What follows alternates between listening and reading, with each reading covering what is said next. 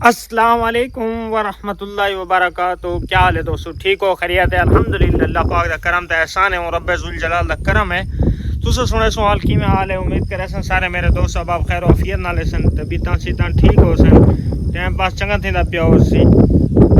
बाकी जुड़े रहो, नाल रहो, बात कुते चलदे हैं, क्या थींदे क्या करने, बात सब नाल सारी डिटेल दे सुरांदे। बाकी था को पता मैं ही टाइम पुराने थेड़े ते जिता सारा व्लॉग दा आगाज थींदा रहंदे हूँ याद उत्ते खणा डेदे पावे।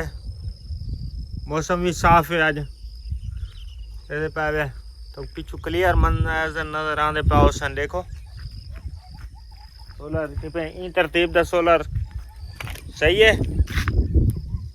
ये फ्रेम वगैरह ही स्टाइल दा ठीक है या नहीं?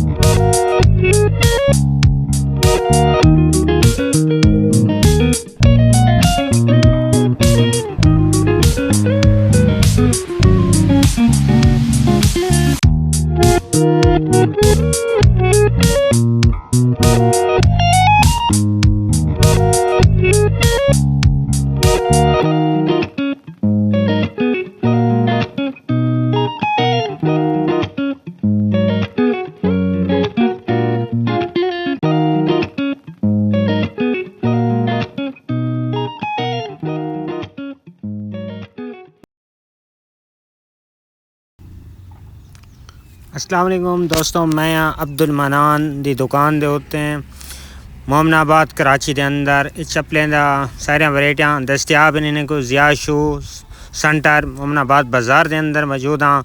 तेरे पे वे मुख्तलिफ किस्म के डिज़ाइन लगे हुए हैं। थाको कई किस्म का कोई डिज़ाइन अच्छे रेट दे उत्ते मुनासिब रेट दे उत्ते थाको मिल सकते हैं। बेहतरीन दुकान है, अच्छी दुकान है। एक दफ़ा ज़रूर विज़िट करे सो इंशाल्लाह।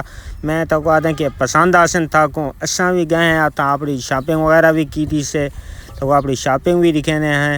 ये देखो सारा डिज़ाइन लगे खड़े हैं, यानी कि air soap they knew design जदीद किस्म दे जनाना और मर्दाना वैरायटियाँ बच्चे दे डिज़ाइन वगैरह सारे यानी कि इन्हें को मिल वैन थाको बड़ी आसानी नाल विज़िट करे सो इंशाल्लाह तो पसंद आसन। तो बाकी है सारे अपना यानी कि शॉपिंग है अस अपना सामान वगैरह भी गिदे से अपना चप्पल वगैरह घर की खरीदारी वास्ते तैयारी है इंशाल्लाह।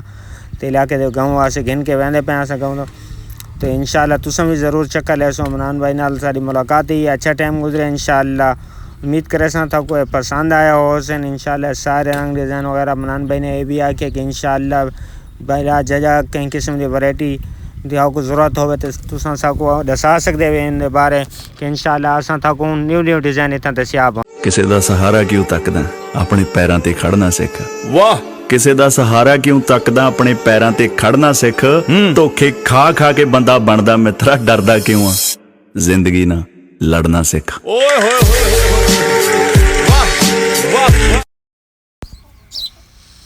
सारी रस्ते दी ब्रेक लग गई है किता पीर पठान होटल दे उत्ते। ये मंजर हैं पीर पठान होटल दे उत्ते। असां तो कुछ टाइम वास्ते रेस्ट की थे। सुबह नमाज का टाइम है, नमाज पढ़ी से कुछ दोस्तें चाय वगैरह पी गिरी है, कुछ दोस्तें कोई चीज़ खरीदी बिस्किट वगैरह कोई हल्का फुल्का नाश्ता कर गिरे ऐसे। तो मैं कि दोस्तों को सुबह का नज़ारा दिखाऊँ क्योंकि सुबह का टाइम है तो ये तुस डेरे पे होटल वगैरह गड्डियाँ वगैरह सारे आदल शादे सुबह की ब्रेक है सारे गड्डियाँ आके इतना स्टॉप लेन कुछ टाइम के वास्ते रेस्ट करें चाय वगैरह पीने नमाज का टाइम नमाज वगैरह पढ़ गिन नमाज वगैरह पढ़ के पिछे करिए अपने सफ़र से रवान दवा थी वैन। तो जहाँ तक तुस अगर मेरे चैनल को सब्सक्राइब नहीं किया तो जल्दी करो सब्सक्राइब करके इस किस्म के वीडियो मिल सकता मालूमात इंशाल्लाह ब्लॉग वगैरह इंशाल्लाह तो कोई पसंद है उसी ये भी असें गली के पिछू खड़ के असें दोस्तों नाल ब्लॉग बनाया से असें कि ये भी यादगार रहा वैसे दोस्तों को दिखा गिनो सन नाले नाल सफ़र करने वाले दोस्त अब बस्ती मुहाना दहान तो उन्हें भी थोड़ी मुलाकात करा गई सी उन्हें याद दहानी थी गई है। पिछे असां तौसा शरीफ के एरिया के अंडर थी गए हैं। ये ताले नज़र आंदा पे तौसा कमाल पार्क दे नाल ते वाला तौसा पुल टॉप को अगला है बाजार दा मनाजर हन।